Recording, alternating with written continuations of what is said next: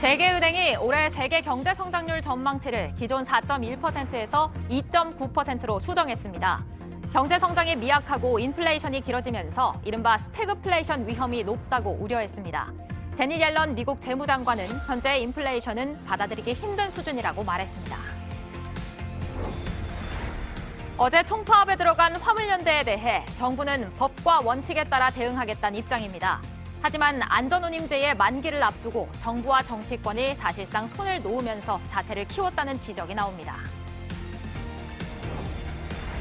오늘부터 코로나19 백신을 접종하지 않은 사람도 해외에서 우리나라로 입국할 때 격리를 하지 않아도 됩니다.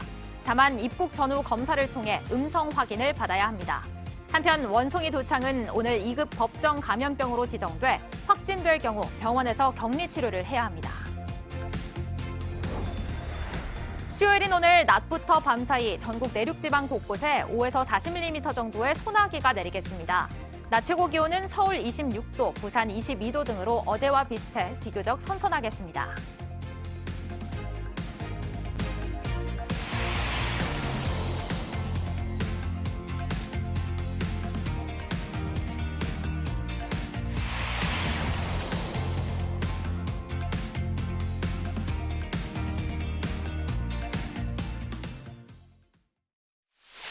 마셔보니까 물에도 레벨이 있어. 경도가 올라갈수록 물은 업그레이드 되는 거야. 경도 200이니까 레벨이 다를 수밖에. 닥터유 효함수. 빛이 나라 티르티르. 보이지 않는 내 안의 빛 티르티르가 찾아줄게요. 티르티르. 티르티르 콜라겐 코어 물광 마스크. 왜? 환전하는 거 깜빡했다. 오늘 사야 하는데. 깝깝하네. 깨비 있잖아. 오, 깨비. 투자를 뚝딱. 깨비증권, KB증권. 오늘도 메이킨. 먹을 땐 걱정 없다. 비울 땐 확실하다. 아침이 가볍다. 변비 복부팩만 식욕부진 한 번에 싹 메이킨. 대한민국 누구나 유쾌 상쾌 통쾌. 변비엔 메이킨. 시청자 여러분 안녕하세요. 설레는 하루를 만드는 습관 아침엔입니다. 오늘 어떤 소식들 기다리고 있는지 먼저 간략하게 짚어보겠습니다. 이도성 기자, 오늘 어떤 소식 기다리고 있나요? 네, 먼저 스포츠 소식입니다. 이번 시즌 무패 행진을 이어오던 SSG 김광현이 국내 복귀 후 첫 패배를 당했습니다. 패전은 1000일 만인데요. 그것도 리그 최하위 NC에게 한 방 먹었습니다. 피겨스케이팅에선 시니어 대회 출전할 수 있는 나이를 만 15세에서 17세로 올리기로 했습니다. 지난 베이징 동계올림픽에서 도핑 양성 반응을 보인 발리에바의 나비 효과입니다. 자세한 소식 잠시 후 전해드립니다. 어떤 소식인지 궁금한데요. 나중에 듣도록 하고요. 네, 안혜근 기자, 아침엔 월드에서는 어떤 소식 전해주실 건가요? 네, 성김 미 대북정책 특별대표가 북한 핵실험이 임박했지만 외교 시간표에 종료일은 없다고 했습니다. 자오리젠 중국 외교부 대변인도 한반도 비핵화가 국제사회의 공동 이익에 부합한다며 북한의 핵실험에 부정적인 입장을 표시했습니다. 네, 이 소식은 아침엔 월드에서 더 자세하게 전해드리겠고요. 한동안 이어진 무더운 날씨에 시원한 맥주가 인기죠. 오늘 아침엔 라이프에서는 그중에서도 편의점표 수제 맥주 시장에 대해서 알아보겠습니다. 6월 8일 수요일 아침엔 시작합니다.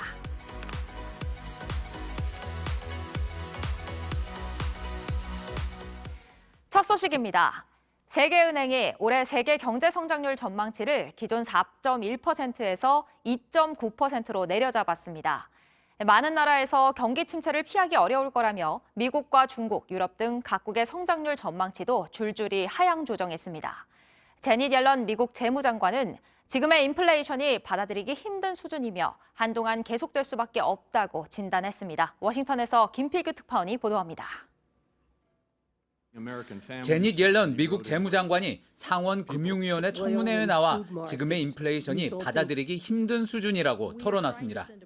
There's no question that we have huge inflation pressures, that inflation is really our top economic problem at this point.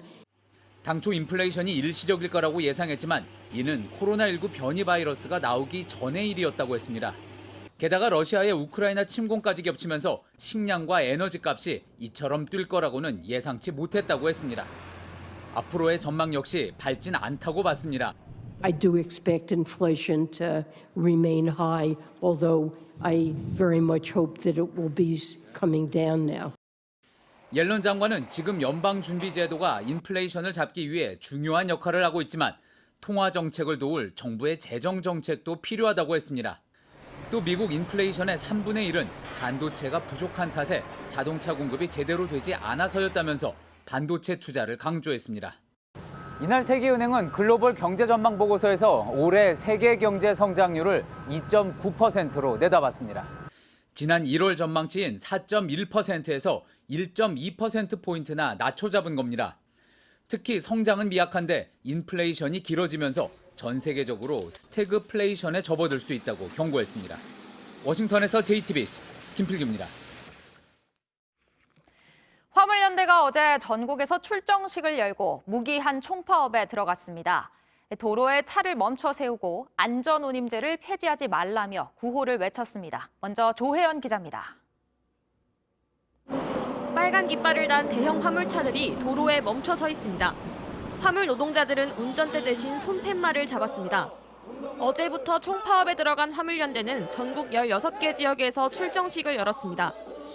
안전운임 사수하고 종합투쟁 승리한다. 안전운임제는 사업주에게 최소한의 운임료를 보장하게 하고 위반하면 과태료를 물리는 제도입니다. 화물 노동자들의 과로와 과적, 과속을 막기 위한 조치입니다.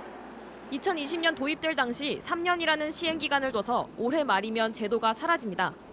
노동자들은 안전운임제가 생존권과 직결된다고 말합니다.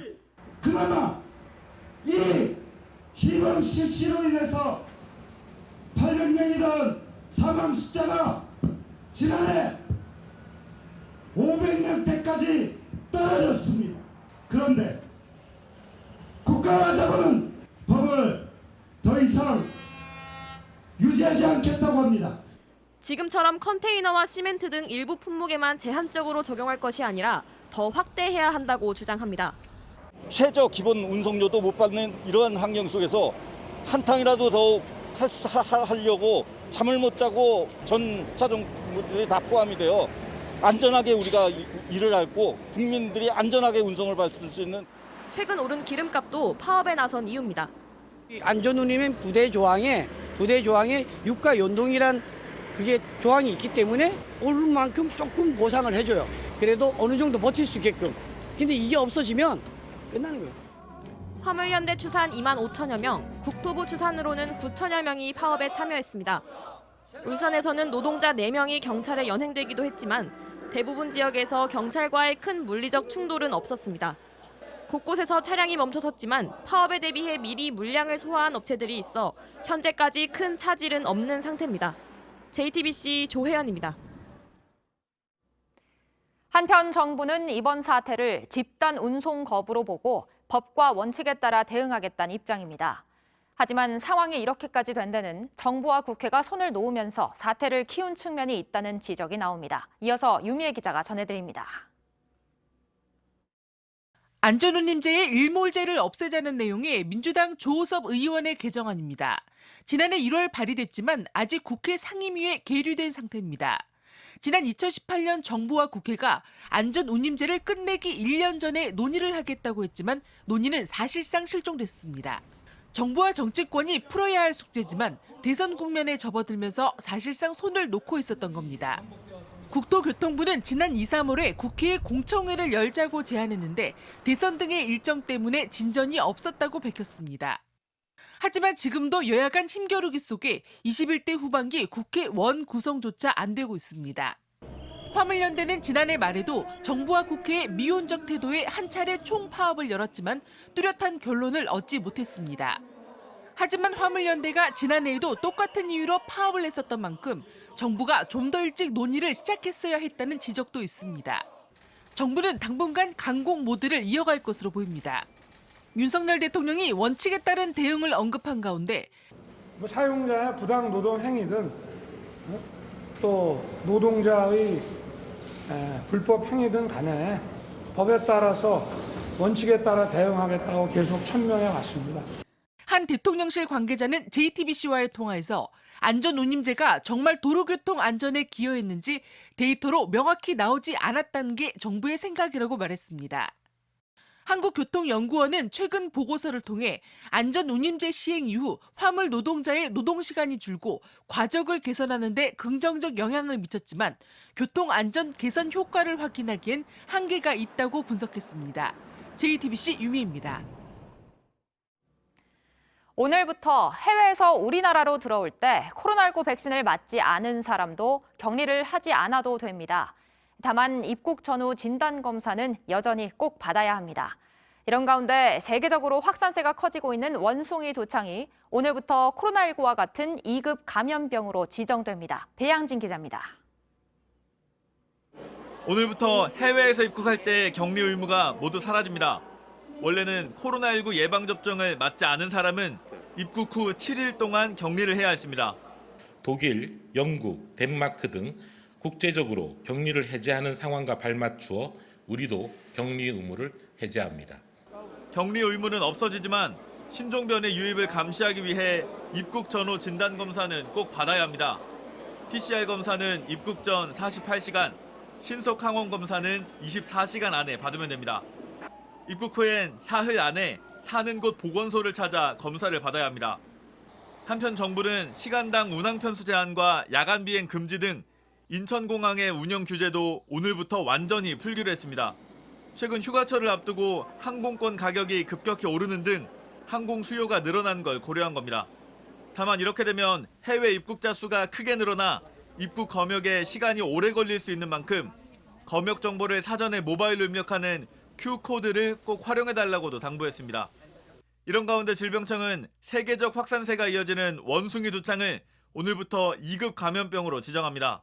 2급 감염병은 전파 가능성을 고려할 때 격리가 필요한 감염병으로 코로나19와 결핵, 수두 등이 여기에 해당합니다. 정부는 바이러스에 노출될 위험이 큰 집단을 대상으로 효과가 입증된 3세대 두창 백신을 신속하게 도입할 계획입니다. 미국 질병통제센터 자료에 따르면 원숭이 두창 계열 바이러스 확진자는 현재까지 1,000건이 넘었습니다. JTBC 배양질입니다. 다음은 미래에셋증권 연결해서 미국의 증시 상황 알아보겠습니다. 서장영 본부장님 나와 계신가요? 네, 안녕하십니까? 네, 미 증시가 장 초반에 하락을 했지만 상승 전환에 성공을 했는데요. 어떤 흐름이었나요?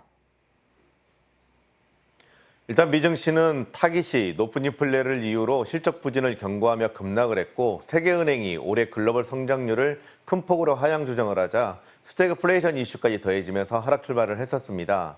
그렇지만 관련 소식은 이미 선반영이 되었다는 평가가 높아지자 반발 매수세가 유입되었으며 앨런 재무장관의 의회 중원 이후에 상승 전환에 성공을 했습니다. 특히 소매 유통업체 일부를 제외하고 대부분의 종목군이 상승하는 등 투자 심리에는 긍정적이었습니다. 스태그플레이션이라고 했는데 어떤 내용인가요? 일단 세계은행이 올해 글로벌 성장률을 1월 전망치인 4.1%에서 2.9%로 하향 조정을 했습니다. 특히 우크라이나 사태, 중국 봉쇄 등으로 많은 국가에서 경기 침체를 피하기 어려우며 스태그플레이션 위험이 상존한다라고 경고를 했었고요. 그렇기 때문에 최악의 결과를 피하기 위한 글로벌 각국의 결단력 있는 정책 조치가 필요하다라고 강조를 했습니다.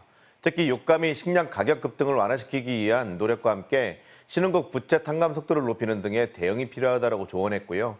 즉 정책 공조가 없다면 신흥국 중심의 경기 침체는 불가피하다라고 경고로 장 초반 하락 요인 중에 하나였습니다. 장중에 옐런 미 재무장관의 의회 청문회도 있었죠? 네, 그렇습니다. 앨런 재무장관은 의회 청문회에서 인플레이션과 관련해 용납할 수 없는 수준이라고 우려를 표명을 했습니다. 공화당 의원들은 바이든 행정부의 유례없는 코로나 구제 금액이 이를 촉발한 거 아니냐며 정부의 실책을 집중 언급했지만 앨런 장관은 그 금액이 인플레이션의 중대한 요인은 아니라고 주장을 하고요. 오히려 미국 경제를 살려냈다라고 언급을 했습니다. 이와 더불어서 클린 에너지법, 처방약 개혁안 등 정부의 정책이 결국은 소비자 비용을 절감할 수가 있어서 인플레를 낮추는 데 도움이 된다라고 주장을 했습니다. 더불어서 경기 침체를 피하기 위해서 러시아 원유 공급을 허용해야 한다라고 언급을 했었고요. 특히 옐런 장관은 인플레이션이 비록 높은 수준은 유지되겠지만 하락할 것을 기대하고 있다고 주장을 하면서 시장에는 긍정적인 영향을 줬습니다. 증시에는 그래도 긍정적인 영향을 줬네요. 네, 마지막으로 어제 우리 시장은 큰 폭으로 하락을 했는데요. 오늘은 어떤 흐름을 보일까요? 일단 미증시에서 스태그플레이션 우려가 부각된 점은 한국 증시에는 부정적이고요. 특히 세계은행이 무역 규모에 대해서 지난 1월 대비 1.8%포인트 하향 조정을 해서 수출 의존도가 높은 한국에는 부담입니다. 그렇지만 관련한 내용은 주식시장에 이미 반영이 되어 왔던 점을 감안해서 영향은 제한될 것으로 예상되고요. 경기 침체 우려가 당장은 높지 않은 점, 달러화가 약세로 전환하고 미국 국채 금리가 안정을 찾아서 한국 증시는 0.7% 내외 상승 출발 후에 안정을 좀 찾을 것으로 전망을 하고 있습니다. 네, 안정을 찾을 수 있도록 기대를 해보겠습니다. 네, 지금까지 미래에셋증권의 서상영 본부장이었습니다. 말씀 감사합니다. 다음 소식입니다. 북한의 7차 핵실험 우려가 커지는 가운데 한미 공군이 핵심 전투기를 투입한 공중연합훈련을 했습니다. 스텔스 전투기와 공군 주력 전투기를 포함해 전투기 20대를 띄우며 북한을 향해 강력한 경고를 보냈습니다. 김민관 기자입니다. 레이더에 잡히지 않는 스텔스 기능을 갖춘 F-35A 전투기. 북한이 가장 두려워하는 전투기로 불립니다. F-35A는 적의 감시망을 뚫고 들어가 핵심 시설을 타격할 수 있습니다. 하늘과 땅을 가리지 않고 전천후 공격이 가능한 F-15K. 우리 공군의 주력 전투기인 KF-16도 차례로 날아오릅니다. 한미 공군은 어제 오전 서해상공에서 연합 비행훈련을 펼쳤습니다. 우리 전투기 16대와 주한미군 F-16 전투기 4대, 총 20대의 전투기가 호흡을 맞췄습니다.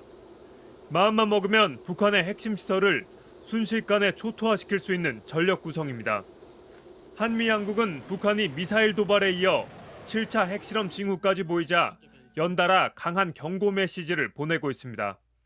지난 2일 오키나와 공해상에서 진행된 한미 연합훈련에는 핵추진 항공모함 로널드 레이건호가 동원됐습니다. 한미 연합훈련에 항공모함이 등장한 건 6차 핵실험이 진행됐던 2017년 이후 4년 7개월 만입니다. 한미 당국은 북한의 미사일 도발에도 강하게 대응하고 있습니다. 지난 5일 북한이 동해상으로 단거리 탄도미사일 8발을 발사하자 바로 다음 날 지대지 미사일 에이테크임스 8발을 발사했습니다. 합동참모본부는 북한이 도발을 한다면 압도적으로 승리할 수 있는 만반의 태세를 항상 갖추고 있다고 강조했습니다. JTBC 김민관입니다. 성김 미 국무부 대북 특별대표가 북한 핵실험이 매우 임박했지만 외교 시간표에 종료일은 없다고 했습니다. 자오리젠 중국 외교부 대변인도 한반도 비핵화가 국제사회의 공동이익에 부합한다며 북한의 핵실험에 부정적인 입장을 표시했습니다. 아침엔 월드 시작하겠습니다. 국제외교본부 심층 취재를 담당하는 안혜근 기자 만나보겠습니다. 지금 그러니까 미국과 중국 모두 북한 핵실험에는 반대를 하는 입장인 거죠? 네, 그렇습니다. 한 목소리를 내는 국제 현안은 두 나라가 별로 없지만 북한 핵실험만큼은 모두 반대하는 입장입니다. 성김 미국 국무부 대북 특별대표는 북한은 분명히 풍계리에서 핵실험 준비를 마쳤고 언제라도 실험할 수 있다고 본다고 말했습니다. 북한이 언제 핵실험을 하더라도 이상할 게 없다는 얘기입니다. 김 대표는 다만 미국의 외교적인 접근 약속의 시한과 관련해서는 종료일이 없다면서 북한이 외교적 길을 찾는 데 관심을 보인다면 우리는 더욱더 포괄적이고 유연하며 열린 접근법을 취할 용의가 있다고 했습니다. 또 지난 한 해 동안 핵이나 코로나 문제로 북한에 지속적인 대화 메시지를 보냈지만 북한은 응답하지 않았다는 말도 했습니다.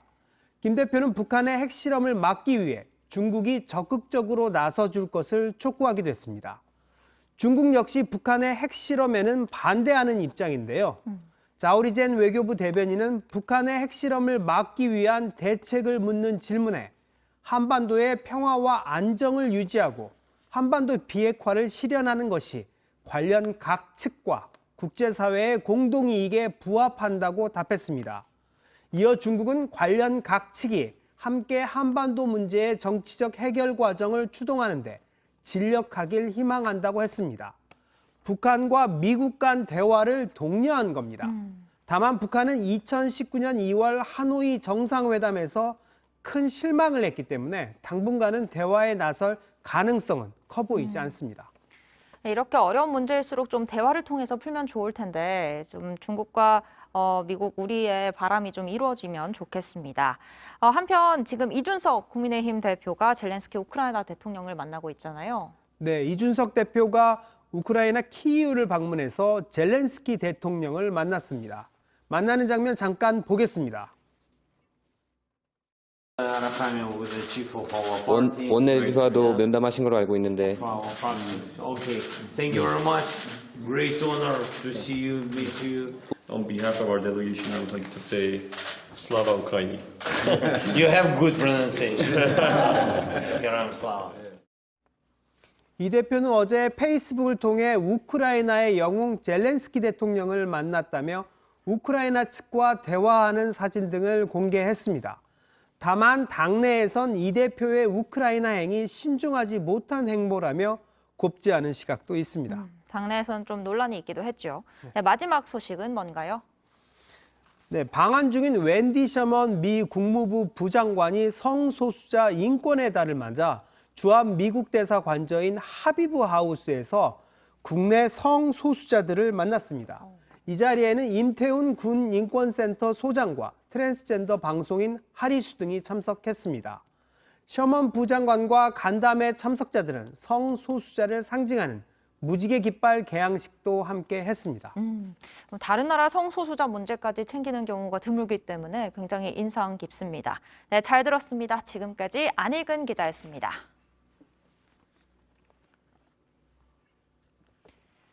윤석열 대통령이 신임 금융감독원장에 이복현 전 부장검사를 임명했습니다. 검찰 편중 인사란 비판 여론이 커지는 상황에서 또다시 검찰 출신을 내세운 겁니다. 공정거래위원장에는 역시 검찰 출신의 강수진 교수가 내정됐습니다. 김태영 기자입니다. 금융위원회가 신임 금융감독원장에 이복현 전 서울 북부지검 형사 2부장을 임명 제청했습니다. 최초의 검찰 출신 금융감독원장입니다. 이 원장은 윤 대통령 최측근으로 경제 수사를 주로 해온 특수통입니다. 이 때문에 금융위 의결과 제청의 형식을 빌렸지만 윤 대통령 의중이 반영된 인사란 분석에 무게가 실립니다. 검찰 편중 인사 논란이 있던 가운데 또다시 검찰 출신이 기용된 겁니다. 검사 출신 정치인을 제외하면 이로써 정부와 대통령실 요직에만 13명의 검찰 출신이 포진하게 됐습니다. 민주당은 공세 수위를 더 높였습니다. 검찰은 모든 기관과 직무에 유능한 만능 인재입니까? 검찰 출신이 아니면 대한민국의 유능한 인물은 씨가 마른 것인지 묻고 싶습니다. 윤 대통령은 이번 인사가 발표되기 직전에도 전문성을 강조했습니다. 우리 인사 원칙은 적재적소에 유능한 인물을 쓰는 원칙입니다. 대통령실도 검찰 출신이 많다는 지적을 잘 알고 있다면서도 대통령은 해당 분야에 유능한 적임자를 찾기 위해 노력하고 있다고 설명했습니다. 대통령실은 그러면서 앞으로 널리 다른 분야에서도 인재를 구할 거라고 생각한다고 밝혔습니다. 하지만 윤 대통령은 또 다른 검찰 출신 인사를 추가로 임명할 가능성이 큽니다. 실제 공정거래위원장 역시 검찰 출신인 강수진 교수가 사실상 내정됐습니다. 과거 정부에서 검찰 출신이 공정위를 이끈 적은 없습니다. 강 교수 역시 윤 대통령과 성남지청에서 함께 근무한 인연으로 측근으로 불립니다. JTBC 김태영입니다.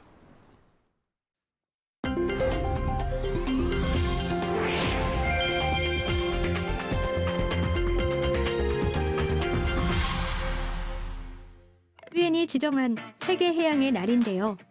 소중한 바다 환경을 지키기 위해 많은 사람들이 팔을 걷어붙이고 나섰습니다. 그리스 이타카 섬의 바닷속을 분주하게 누비며 폐어구와 쓰레기들을 건져 올렸는데요. 플라스틱 일회용품의 폐고철, 많은 해양동물을 죽게 만드는 유령 그물까지 무려 23톤 넘게 수거했다고 하네요.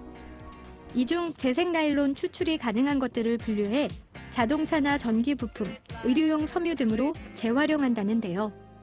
일시적인 행사에 그치는 것이 아니라 황폐화된 바다를 되살리기 위해 앞으로도 지속적인 활동을 펼칠 계획입니다. 프랑스 파리의 디즈니랜드입니다. 성을 배경으로 남성이 무릎을 꿇으며 여성에게 반지를 내미는데요. 참 낭만적인 청혼의 순간인데 갑자기 웬 직원이 나타나더니 두 사람을 떼어놓습니다. 반지도 낚아챈 뒤 따라 내려오라고 손짓까지 했는데요. 주변에서 직원을 향한 야유가 쏟아져도 끝까지 아랑곳하지 않았습니다. SNS를 통해 이 영상이 공개되자 놀이공원 직원의 대응이 과했다는 지적이 쏟아졌습니다. 계속된 논란에 파리 디즈니랜드 측은 영상 속 커플에게 사과하고 시정을 약속했다고 하네요. 가파른 언덕 꼭대기에서 사람들이 뛰어 내려옵니다. 우당탕탕 넘어지고 대굴대굴 구르는 게 저러다 다들 크게 다치는 건 아닐까 걱정스러운데요. 영국 남서부 글로스터셔주에서 열린 치즈롤링 대회입니다. 언덕 끝에서 굴린 원통형 치즈를 쫓아 결승선을 가장 먼저 통과하면 우승인데요. 심각한 부상을 입을 수 있다는 주최 측의 경고에도 불구하고 열렸다 하면 영국 전역은 물론이고요. 미국과 유럽에서도 참가자들이 몰려들고 있습니다. 아무리 봐도 치즈 잡으려다 사람 잡겠다 싶은데 이래봬도 200년 넘게 이어져 온 전통 대회라고 하네요. 지금까지 AI가 픽한 세상, 제나가 전해드렸습니다.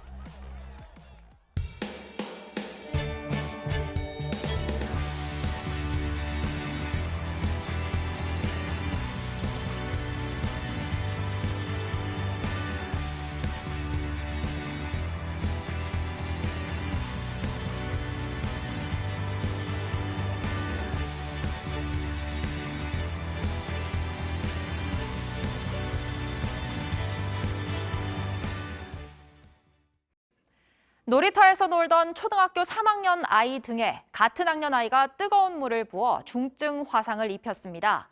그런데 가해 아동 측은 피해 아동의 부모에게 그렇게 소중한 아이인데 방치했냐는 말을 했다고 합니다. 어찌된 일인지 윤정주 기자가 취재했습니다. 학교를 마친 아이들이 놀이터에서 흙장난을 치며 놀고 있습니다. 10살 A군에게 같은 학교를 다니는 B군이 다가와 엉덩이를 찌르고 옷을 벗기려 합니다. A군은 뿌리칩니다. 잠시 뒤 A군이 개미를 보려고 잠시 몸을 구부리는데 B군이 달려와 뭔가를 붓고는 도망칩니다. 인근 헬스장 정수기에서 받아온 뜨거운 물을 등에 끼얹은 겁니다.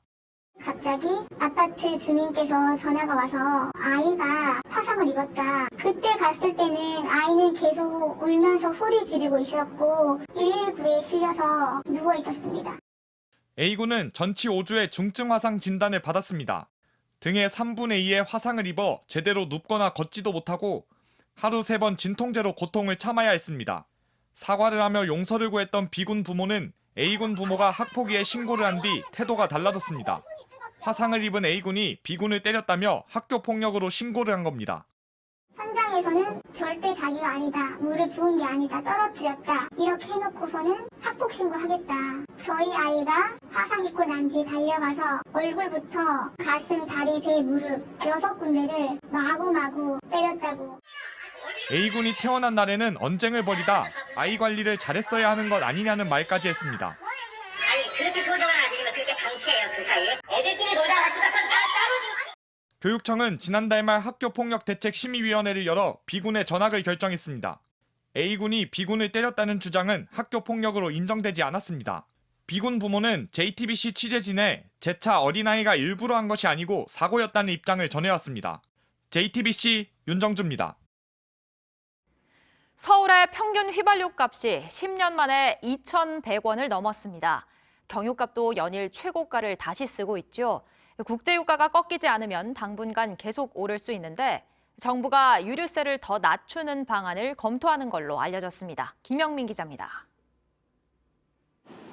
서울의 휘발유 평균 가격이 리터당 2,100원을 넘었습니다. 2012년 5월 이후 10년 만에 처음 있는 일입니다. 경유값 역시 매일 최고가를 쓰고 있습니다. 운전자들은 기름값 부담이 너무 크다고 호소합니다.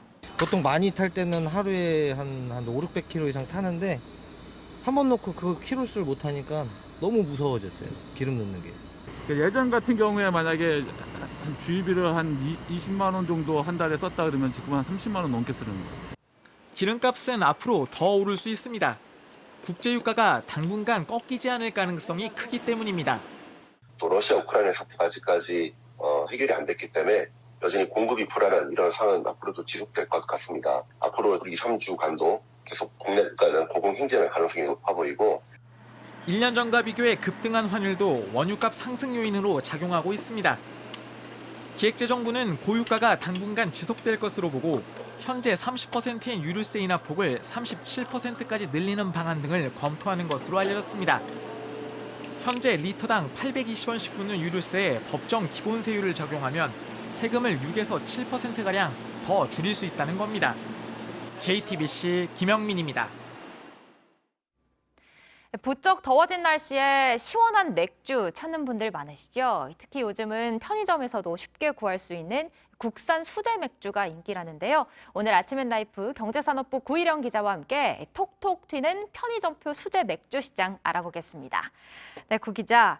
편의점에서도 이제 국산 수제 맥주를 쉽게 구할 수 있게 된 거죠? 네, 그렇습니다. 이제 예전에는 4캔에 10,000원 하는 수입 맥주, 편의점 하면 그렇게 떠오르셨을 텐데요. 지난달 매출만 봐도 국산 수제 맥주가 전체 맥주의 한 10배 정도 성장률을 보였습니다. 시청자 여러분 당장 집 앞에 편의점만 가셔도 좀 종류가 많은 곳은 20가지 넘게 찾아보실 수가 있는데요. 지난달에 나온 신제품만 10종류가 넘고요. 컨셉도 굉장히 다양해서 이제 아기 공룡 둘리에 나오는 고길동이라든지 뚱랑이, 스마일 이렇게 귀엽고 재미있는 캐릭터 맥주들이 있고요. 네. 경복궁, 한강 이렇게 익숙한 장소의 이름을 딴 맥주도 있습니다. 김하은 앵커 혹시 MBTI 맥주라고 들어보셨어요? 처음 들어봅니다. 그 MBTI 성격 유형 검사 말씀하시는 건가요? 네, 맞습니다. MBTI가 EINS 이렇게 대칭이 되는 성격으로 네 가지 알파벳으로 이루어져 있잖아요. 네네. 그것처럼 이제 캔 앞면에는 E, 뒷면에는 I 이런 식으로 해서 4캔 세트를 조합하면 INFP 이런 식으로 내 성격 MBTI를 만들어 볼 수 있는 거예요. 네네. 그리고 FC 서울이라든지 이런 축구팀, 야구팀 이름을 딴 맥주도 있어서 집에서 경기 보시면서 맥주와 함께 이렇게 즐기실 수도 있고요.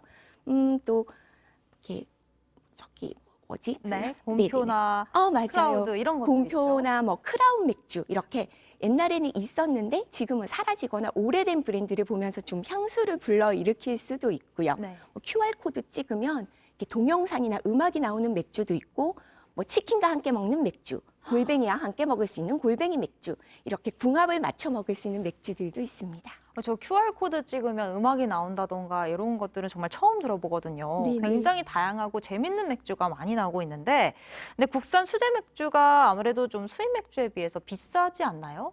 예전에는 그랬는데요. 요즘 이제 편의점에 가시면 행사 가격이 4캔에 11,000원, 또 작은 건 6캔에 9,900원 정도 하는데 그 수입 맥주하고 국산 수제 맥주하고 똑같습니다. 섞어서 살 수도 있을 정도거든요. 네네. 그만큼 이제 국산 수제 맥주 가격이 떨어진 건데요. 왜 떨어졌냐면 세금 제도가 바뀌었기 때문입니다. 예전에는 이제 원가에 비례해서 세금을 매겨서 맥주 같은 경우는 원가의 72%가 술 세금으로 붙었어요. 네. 근데 수제 맥주는 소량 생산에 원료도 좀 다르다 보니까 원가도 비싼데 세금까지 그렇게 많이 내다 보니 가격이 비쌌거든요. 근데 2020년부터는 리터당 그러니까 술 양에 따라서 똑같이 세금을 매기게 돼서 가격이 확 내려간 거죠. 그러니까 가격 경쟁력이 생기면서 인기가 올라간 것도 있겠군요. 그렇게 4캔에 10,000원, 11,000원 정도 하면 그 MBTI 같은 것도 4캔 같이 사서 알파벳 맞춰서 즐기면 좋을 것 같기도 한데요. 네. 또 다른 인기 있는 이유 있을까요? 아무래도 다양한 맛, 다양한 컨셉일 텐데요. 제가 소비자분들을 만나보니까 대기업 맥주는 아는 맛인데 이 맥주는 처음 보는 건데 어떤 맛일까 이런 궁금증이 생기고 그게 즐거움이라고 하시더라고요. 그리고 2020년부터 세금 제도가 바뀌었다고 말씀드렸잖아요. 네. 마침 코로나 유행하고 맞물려서 거리두기 때문에 사람들이 술집을 많이 못 가잖아요. 그러니까 집 근처에서 편의점에서 맥주 한두 캔 사서 매일매일 조금씩 마시다 보니까 오늘은 이만 내일은 저만 좀 다양하게 즐기게 되는 문화가 생기게 됐고 거기에 수제 맥주 가격까지 내려가니 인기가 올라간 거죠. 시기가 또 그렇게 맞물렸던 거네요. 그런데 이제 수제 맥주 같은 경우에는 좀 소규모, 규모가 작은 양조장에서 만들 텐데 편의점에 공급을 하려면 생산량이 어느 정도 돼야 하잖아요. 그렇죠. 처음 주문하는 물량이 10만 캔, 20만 캔 이렇게 단위가 굉장히 큰데요. 그러다 보니 예전에는 소규모 양조장에서 만들었는데 요즘은 공장을 운영하는 곳이 많습니다. 제가 경기도 가평에 있는 수제 맥주 업체 공장에 한번 가봤는데요. 굉장히 첨단 시설이에요. 엿기름 만드는데 섭씨 100도까지 올려야 되거든요. 이것도 다 최신 설비로 하고 있고요. 그 발효하는 탱크가 공장 천정까지 닿을 정도로 굉장히 큰데 이 탱크 하나당 5만 캔 정도 맥주 분량이 나옵니다. 규모가 정말 크네요. 그리고 그래서 이 탱크 하나에 1억 원이 훨씬 넘습니다. 이런 게 한 12개씩 있고 또 캔에 담는 것도 바로 발효조에서 자동으로 옮겨 담아서 공기로 세척하는 것까지 모두 자동화가 돼 있습니다. 근데 이런 설비를 모든 수제 맥주 업체가 갖출 수가 없잖아요. 사실 국내에 수제 맥주 면허를 가진 업체가 한 160곳이 넘거든요. 근데 편의점에 공급할 정도의 설비를 갖춘 곳은 10곳 정도에 불과합니다. 그러면 10곳밖에 안 되는데 아까 뚱랑이도 있었고 굉장히 많은 신제품이 쏟아지고 있잖아요. 10곳밖에 안 되는데 그렇게 신제품이 계속 나오는 건가요?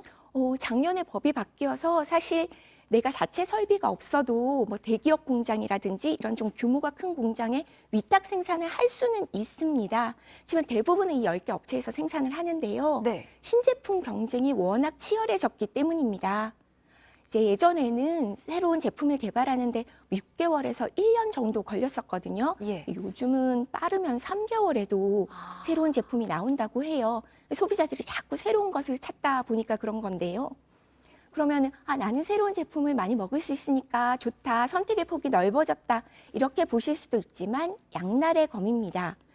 이게 개발 기간이 짧아지다 보니까 자칫하면 맛의 완성도가 좀 떨어질 걱정도 있고요. 또 서로 경쟁을 심하게 하다 보니 아까 컨셉 경쟁이 좀 있었잖아요.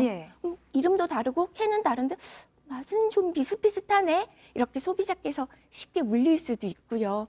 그렇다 보니까 반짝 몇 개월만 인기를 끄는 신제품만 내놓기보다는 좀 오랫동안 꾸준하게 사랑받을 수 있는 제품을 만들어내는 것이 국산 수제 맥주 업체들의 과제입니다. 그렇군요. 결국 가장 큰 경쟁력은 독특한 맛일 테니까요. 그래도 이제 소비자 입장에서는 국산 맥주들이 많아지니까 퇴근길이 즐거워지는 건 사실입니다. 네, 여기까지 듣겠습니다. 잘 들었습니다.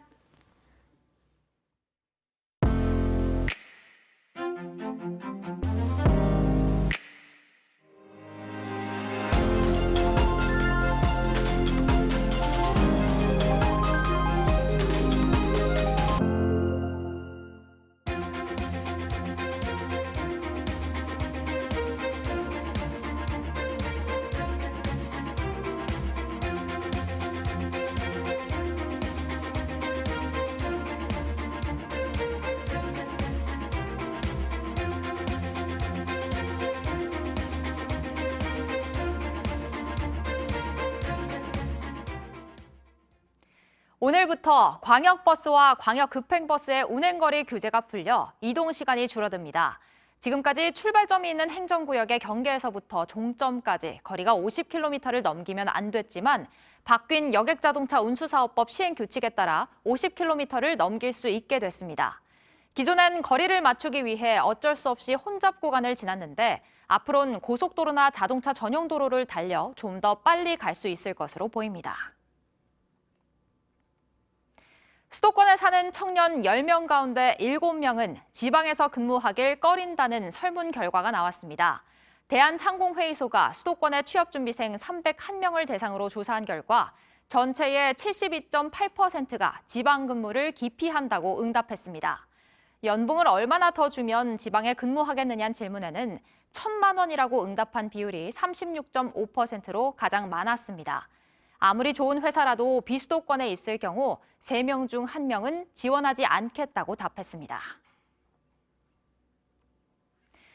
이재용 삼성전자 부회장이 어제 서울 김포공항을 통해 11박 12일 일정으로 유럽 출장을 떠났습니다. 지난해 12월 아랍에미리트 방문 이후 6개월 만의 출장으로 이 부회장은 우선 네덜란드 반도체 장비 업체 ASML 최고 경영진을 만난 뒤 영국과 독일 등지를 찾을 것으로 알려졌습니다. 10나노미터 이하 초미세 공정에 필요한 반도체 장비를 독점 생산하는 ASML은 삼성뿐 아니라 전 세계 반도체 기업의 중요한 협력 업체입니다. 날씨입니다. 수요일인 오늘 전국에 대체로 구름이 많은 가운데 낮부터 밤까지 전국 내륙지방 곳곳에 5에서 40mm 정도의 소나기가 내리겠습니다. 오늘 낮 최고 기온은 서울 26도, 부산 22도 등으로 어제처럼 비교적 선선한 날씨가 이어지겠습니다. 특히 강원 영동과 경북 동해안 지역에선 동풍이 불면서 낮 기온이 20도 안팎에 머물겠습니다. 농작물 피해와 건강 관리에 유의하시기 바랍니다. 저희가 준비한 소식들 여기까지입니다. 오늘도 함께해 주신 여러분 고맙습니다. 아침엔 JTBC